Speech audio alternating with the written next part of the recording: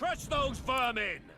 Hey everyone, so this is a game that turned out to be quite interesting. This is a game where I'm playing with my Cowabunga deck, which is a deck that revolves around the prize-winning cow, but as I got none of the combo pieces required to play it, I ended up playing a more straightforward traditional game with it. So yeah, in a way it's a way to show you how this deck still manages to kick ass, even though none of the combo pieces eventually turned up.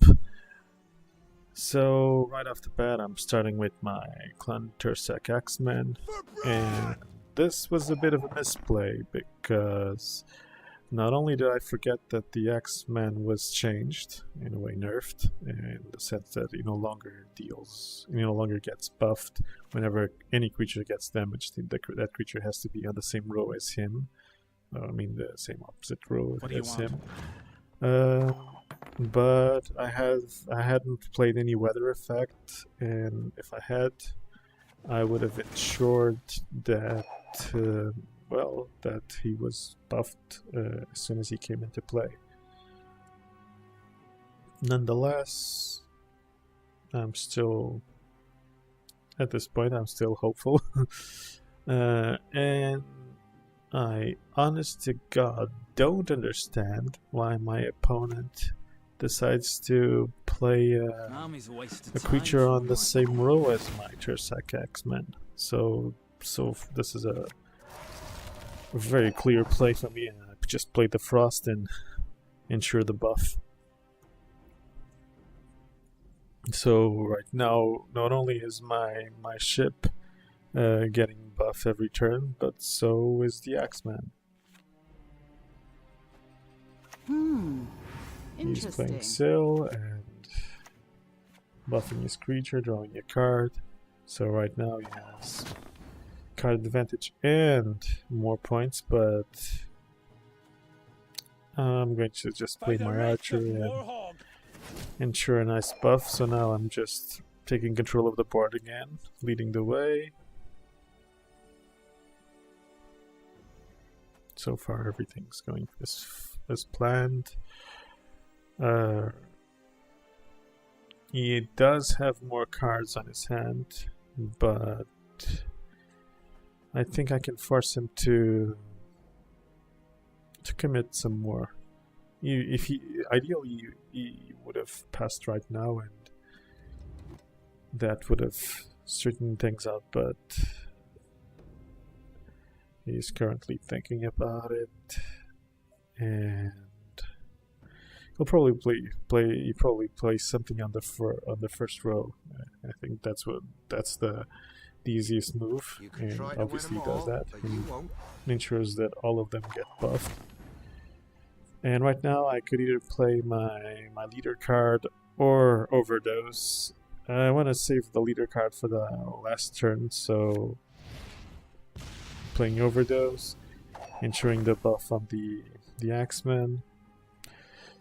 Unfortunately, I no longer have anything on the middle row to buff my Axeman. So it could be troublesome. So right now he passes. I kind of understand why. I already had a 10-point lead. So I'm going to pass as well. And right now, maybe I should have tried to bleed him a bit more, but since I have that weather effect on my hand, I want to ensure a longer turn tree. So I'm just going to try again and see if I was trying to see if I got the combo pieces for the cow going, but since that didn't happen, I ended up getting Yelmar, which is actually even a better card than the Axeman that I had in hand. So try pass now. He's going to play the card that he has that has the lowest amount of points in order to just get the win on this round. So he got rid of a bad card. This is also not so good of a position to me, because right now, by allowing it to go to round 3, I'm also allowing him to mulligan any other card that he might have that he doesn't enjoy as much. But I'm okay with it. I'm going to try and get the most value out of my weather effects. So the way that I'm trying to play is, since he's starting, I'm going to play Hjalmar on the same row as whatever creature he drops into, and then I'll just play the weather effect and try to get the job done with the weather effect. So Hjalmar would go on the ranged row, as I play it now. And he is getting buffed by the creatures next to it. But the way I'm playing, if the weather effects can't pull it off, I'll just play Triss and destroy Lord of the Endvik with my Triss. That will ensure Hjalmar gets buffed.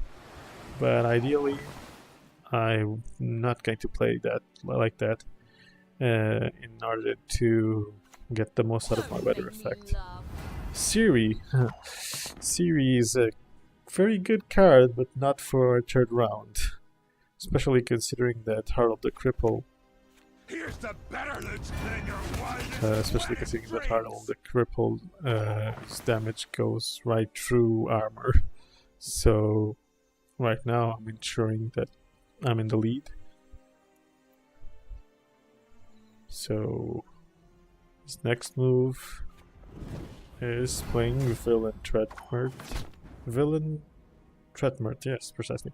Villain Tretmert will ensure that I lose my Hjalmar. So I could have played the Champion of Champions and keep buffing it while, since I have 3 turns in order to destroy Villain Tretmert, but it's a bit of a risky move, so I think I'm just gonna go, just play Triss immediately, and this ensures that my Vabjorn can kill his Villain Tretmert just next turn. If I didn't do it, he could have found a way to buff it or something like that, and I don't want to risk it, so I just kill it. His other creature, Odrin, manages to buff my Lord of the Endvik, so he doesn't die just yet, but he's almost dead. I'm pretty sure he's going to die, so I'm not too worried about that. My next move will be to play the Champion of Champions and start getting him buffed. Okay, I will play on his part. I'm still leading the way. And my Champion of Champions will start to grow now.